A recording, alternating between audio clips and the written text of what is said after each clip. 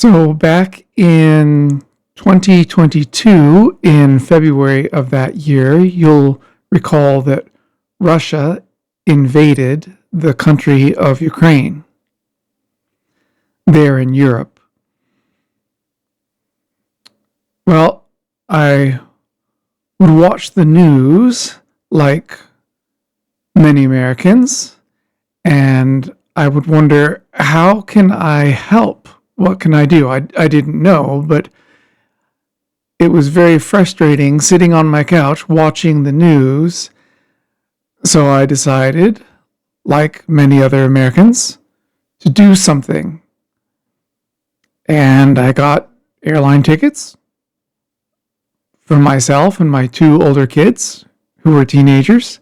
And the three of us flew over to Europe and volunteered.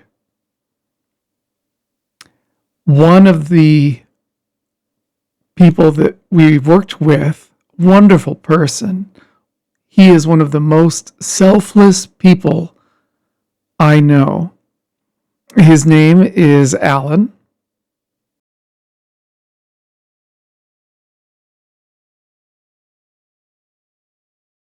He was actually born in Yugoslavia, which is what is now Slovenia.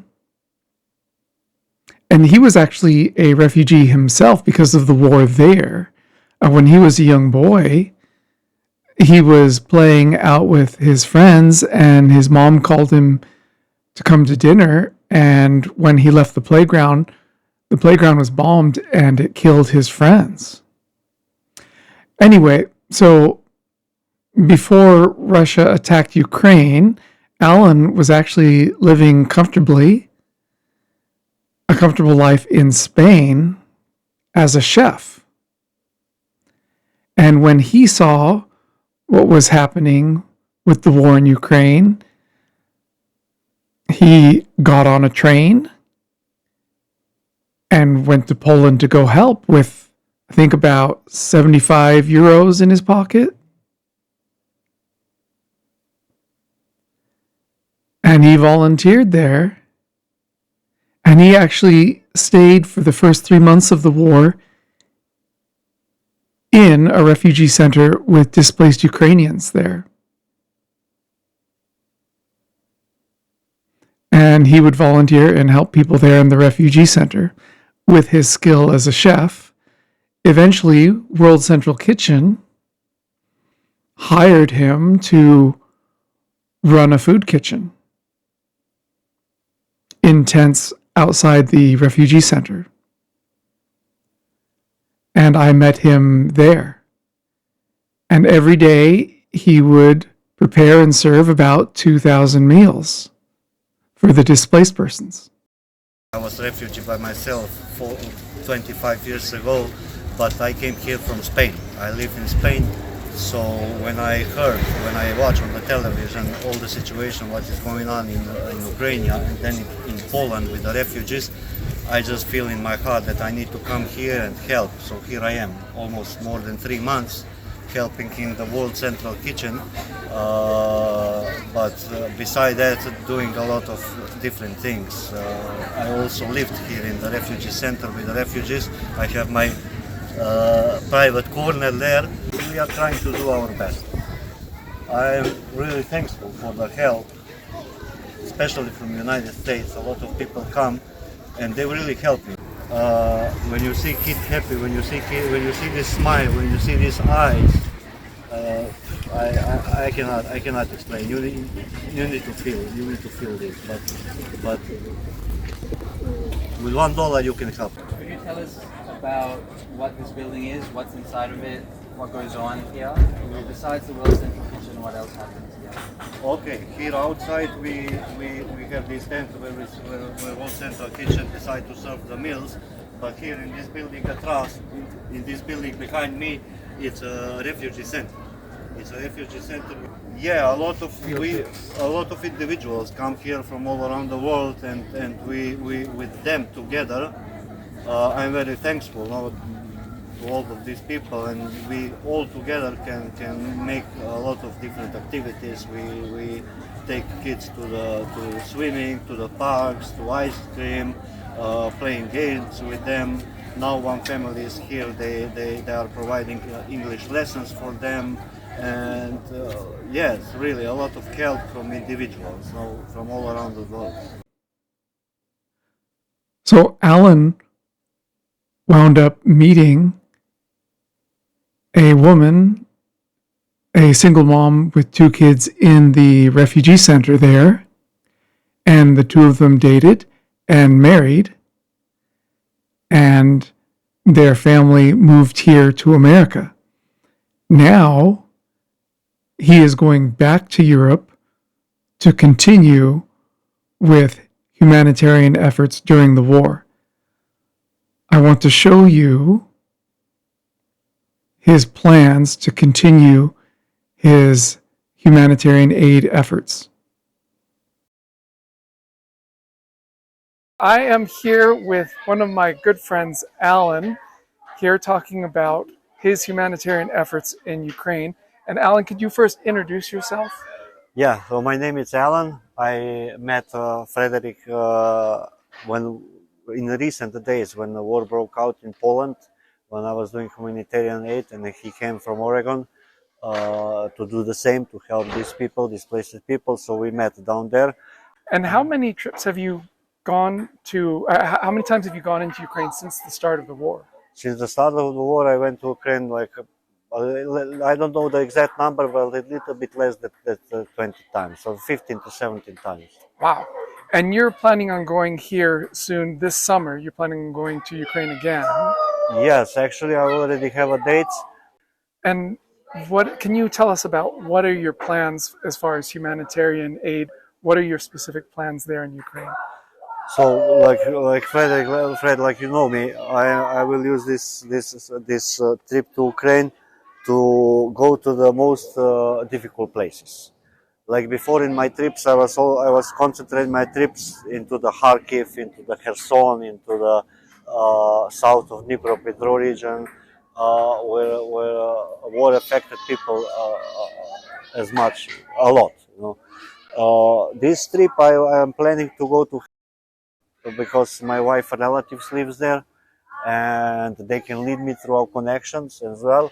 And I was planning to go also in one village.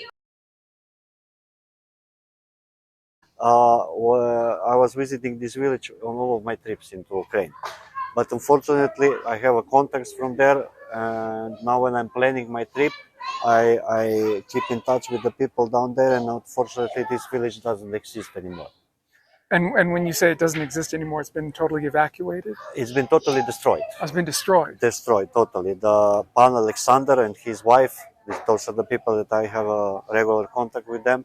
They actually, when the Russians start to bomb the village from the other side of Dnipro River, they run for their lives. Not just them, entire 7 families that remains there in this village. And there was Russian positions 1 mile away. It's actually on the front lines.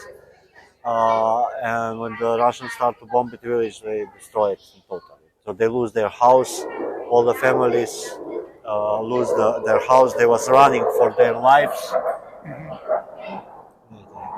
There was. Yeah. It's not a drone.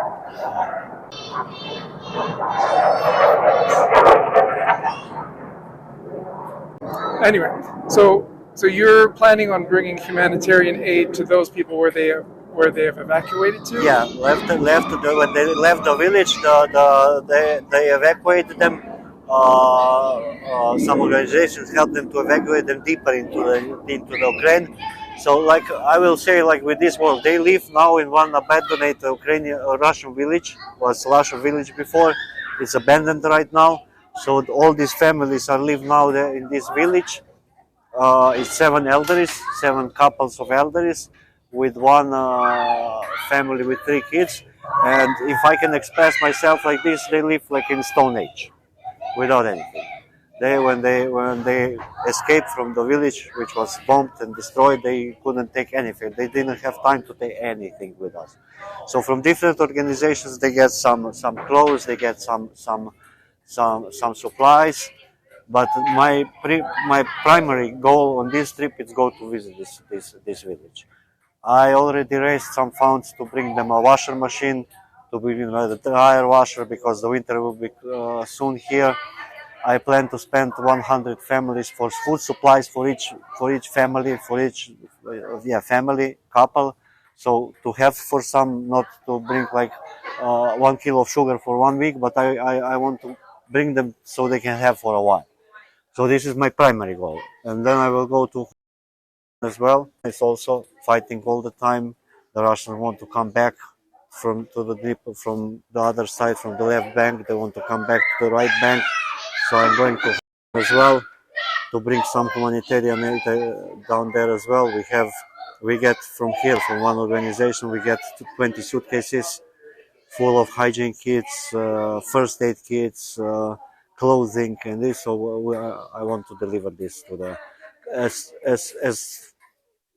as much closest to the front lines uh, is possible.